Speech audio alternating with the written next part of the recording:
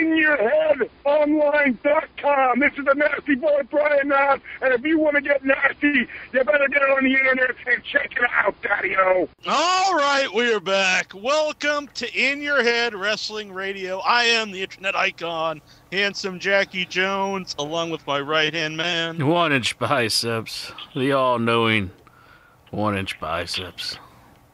You just woke up, apparently. Yeah. Nope. Oh, well. You're going to wake up, Inch, because we are joined by the world's biggest midget, and we will all see him tonight on the debut of Hulk Hogan's Micro Championship Wrestling on True TV at 10 p.m. Eastern. We're joined by Meatball. How you doing?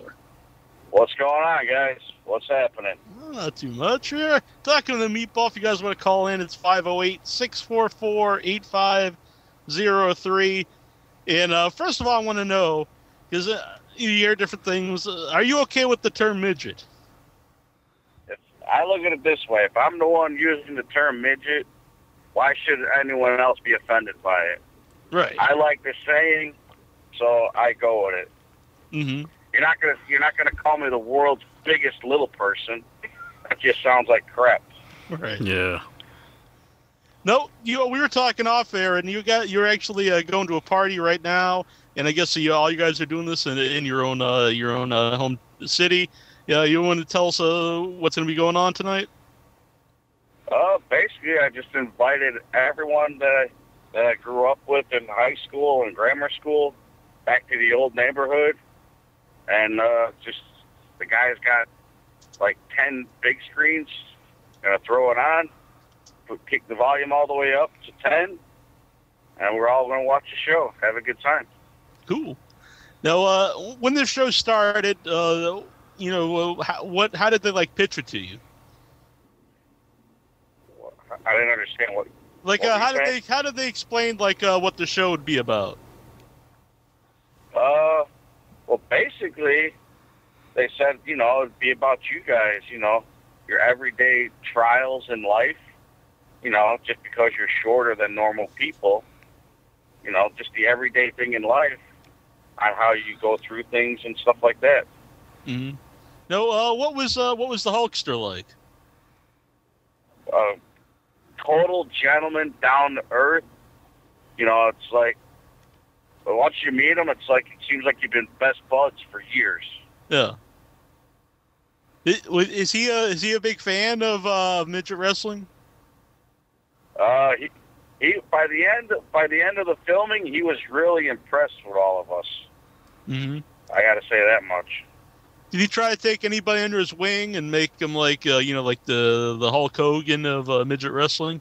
Get him in the red and yellow? Nah, I'm always in black. Yeah, I could see you doing the posing with the Hulkster. Anything for the Hulk. Yeah. Here in the chat room, Van wants to know if you have any memories of Little Tokyo, who just passed away recently. No, I have never met Little Tokyo. Mm-hmm. No, when you were a little Meatball, did you watch midget wrestling on TV? Or were you just a fan of wrestling in general? Oh, I grew up a fan of Hogan. Watched right when he beat the Iron Sheik for the title. Mm-hmm. And now that I'm alongside working with the guy, here it is, the guy that put wrestling on the map, basically. And here we are working alongside of him now. Yeah. He must have saw something and believed in us big enough to put his name on our show. Mm-hmm. You say you watched Hogan as a kid. Were you saying your prayers and eating your vitamins? Is that how you got to become the biggest midget? I don't know about that, but, uh-huh. I was a big fan of him. Yeah. Now, what about Brian Knobbs, who we've had on the show? We met in person a few times. A big fan of the Nasty Boy. What was he like? He's like the jokester, the prankster of the group. He'll make you laugh. It's funny. Mm-hmm. And then we have a couple of guys trying to, impersonate him, and then everything gets real funny. Sags, I think he might be retired. I could maybe see Knobs and Meatballs and new Nasty Boys. I don't know. You never know what happens in wrestling these days. Uh-huh. Never know. Now, speaking of nasty, I know the move that you're famous for is the stink face. Now, do you do anything special in preparation when you're going to give the stink face to somebody? Basically, just take the shirt off, toss it to my ring guy, drop the singlet, show my ass, smack my ass a little bit, and then back that ass up into the opponent's face. And the funniest thing is, last year in June, we were out in California, and we decided, hey, let's see if we can volunteer from the crowd. And no shit, 4 women got up and volunteered and took the stink face. No, they just volunteered. They didn't get any compensation. They just got in the ring and they took it. They got a free autographed picture of me. Oh, all right. And the funny thing is the one chick was hotter than the next. We're talking about, they could be like 9s and 10s. And they got in the ring and took the stink face. Man. I've actually had my ass bitten a few times. I've had my ass tongued. And then just the last show that I did, we got a volunteer in the ring. Mm-hmm. She was a Polish girl. She had such a big nose that when I gave her the stink face, I felt her nose go up my crack. Man, so this is almost like full penetration here during the stink phases. No, I didn't say it went in my butthole. I said it went in my crack. I got you. That's how big of a nose she had. She could probably do a whole 8-ball in one shot. If you know what I mean. I get you. When you're doing the stink face and on one of these attractive ladies, 9 or 10, and they're slipping the tongue, what goes through your mind? I'm like, did that just happen? Because here I am. I just got done wrestling. I can feel the sweat just running down my back through my crack. And here it is. She's sticking her tongue out. You ever take any of these ladies, backstage after the show? Oh, there's always chicks that want to be hanging around with the midgets. Mm-hmm. No, And then they walk. Then they walk. They do the walk of shame the next morning when they go back home. Mm-hmm. Like, yeah, I slept with a midget. No, I know Mick Foley in this book. He talks about. I don't know how he knows this. He must be a pecker checker back in the locker room. But he always talks about midgets are they're well hung. Is there truth to that rumor? I'll put it to you this way: we were doing some filming a couple weeks ago down in Florida, and there was this flight attendant, and she got she took pictures with us and all that. And then she was kind of beating around the bush. And then I just flat out asked her, I'm like, you're curious to see if we're well hung, aren't you? She's like, yeah. So what do? Because we're in public, I just can't whip it out. So I go through my phone, show her the picture, and she's like, holy shit, no way. I'm like, yep, that's me. And she takes the phone out of my hand and shows her girlfriend. Then, of course, she's like, what room are you staying in? And I told her, and then, the next night she come knocking on my door.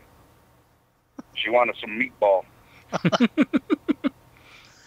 No, Incher, did you have a question from the message board? Yeah, I had a question from the message board. Tazo the Greek, he wants to know, whenever a midget gets out of control, is there like a midget wrestling court? Is there anybody policing that? Do you know about the wrestlers' court? No, we don't need any police. We police ourselves. Nope. Actually, I'll put it to you this way: our dressing room rider is a case and a half of Bud Light, 18-pack of Heineken, and 2 bottles of Jaeger with some Red Bull and water. That's our dressing room rider. And like at intermission, one of the bottles of Jaeger is just about half gone at intermission. No, So the midgets do. We're not alcoholics, but we do like to drink. Yeah, your previous story there about showing the young ladies the pictures, is that how you got the nickname the world's biggest midget, or is it just your actual size? I actually, when I got into wrestling and everything, I'm like, you know what? I'm like the Andre the Giant of midget wrestling. Yeah. There is no, I've met a lot of little people, and some of them are like an inch or two taller than me, but none of them have the size and weight that I got. All right, we got a caller here on the line, Fontana. Do you have a question for Meatball? Oh, yes, I do. How's it going, Meatball? What's up, brother? Hey, when the time comes and you have to hang up the boots, what do you want to be remembered for? Just being a class act entertainer, not stuck up. I'd always take a photograph, sign an autograph. I don't want to be like some of these people you see in the WWE, because the fans are what make you.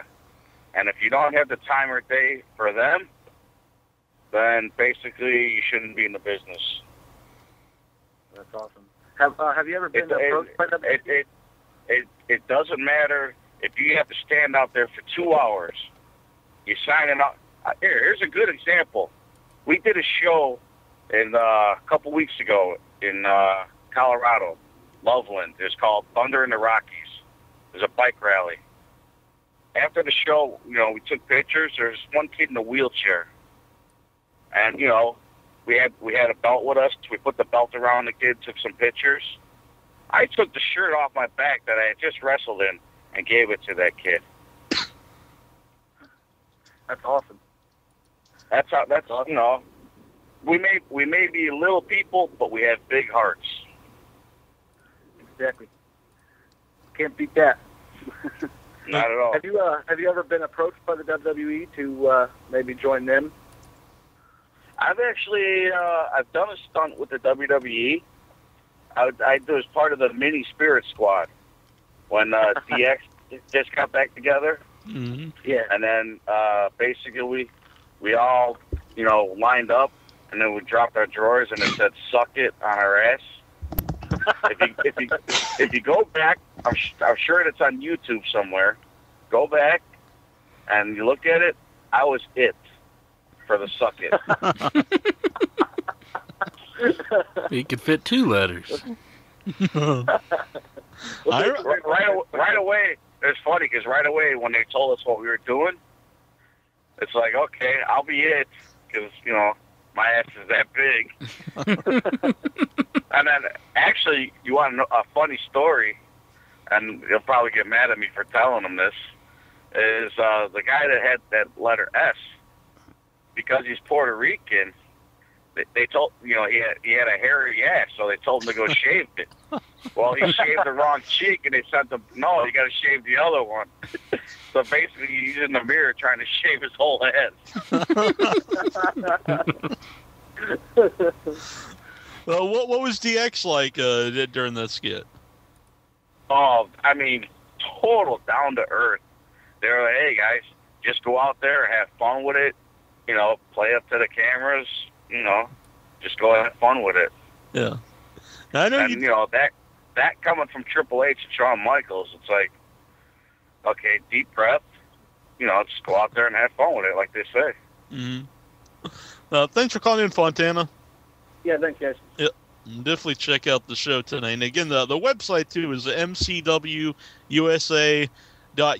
and they got a bunch of videos up there, some behind the scenes stuff. And I was watching that actually just came back online today. It was down for a few days. Yeah, I noticed that. And when I was watching them, I noticed they put some new pictures and stuff up there. I noticed that guy Blix. He kind of seems like he doesn't seem like the nicest dude. What's his deal? Yeah, Blake's got an attitude. He's things don't go right or his way. he's Mr. Attitude. Mm-hmm. Well, we get to see more of that during the show. If the attention's taken away from him, mm-hmm. No pun intended, Blake. But he's like, hey, the show's about me. The show's about all 8 of us that are wrestling. Because we actually have 6 guys and we have 2 chicks that come out. Actually 3 chicks in the show. Now, I saw he got actually mad that when you were doing the stink face and you brought people in, from out of the audience, because you saying like no non-wrestlers should be allowed in the ring, and is that typical of his attitude? Well, I mean, at a frat party, yeah, but I mean, like a normal show, crowd participation, send them home with send them home happy, basically. Yeah. Do any you guys play any ribs on each other? Were any ribs played during the filming of the TV show? Not really. Not that I remember. Mm-hmm. And again, I got a short-term memory. All right. Now it's going to debut tonight. He can remember the girl's tongue up his ass, but he can't remember any ribs. Hey, anything that has to do with a chick, I'll remember that. Yeah. Hey, you want to know a funny story? Oh yeah, of course.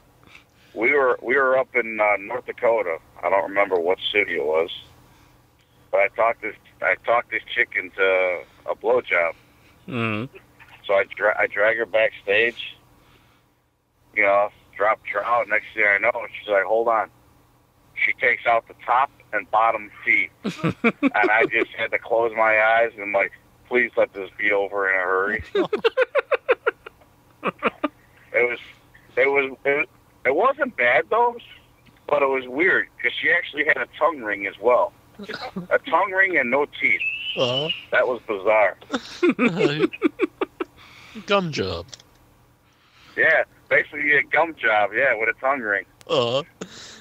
I know one of our fans was actually at one of the tapings for Micro Championship Wrestling, and they said that like at one point when you were given a stink face that your tights came down a little too far and you can actually see your meatballs. Is that true? I don't remember. Sometimes I guess that happens sometimes. Or yeah, I go to do the stink face and my meatballs pop out. Just a little added bonus. Yeah. Well, give a visual to the fans, I guess. Something you always remember. Again, that starts tonight, 10 p.m. Eastern on True TV. We have the link up on the website. Everybody check out Hulk Hogan's Micro Championship Wrestling. And with thank you for coming on tonight, Meatball. You're a good man. Anything you want to tell everybody out there before I let you go? Just hit us up on Facebook. Look up Micro Championship Wrestling, and just hit the like button on our page. Excellent. Because that we keep that most current. Mm-hmm. Excellent. There's a lot of good pictures up there too, I noticed. And enjoy the show tonight because it's going to be good. Yeah, I'm looking forward to it. We got one more caller here on the line. I'll take him before I let you go. Tazo the Greek. Do you have a question for Meatball? I definitely do. How you doing? What's up, bro? Not much, man. I got a question about if does it ever happen where somebody like a midget goes into business for himself and decides to like take over a match and things get real inside the ring? Does that ever happen, or has that ever happened? Nope. Never happened.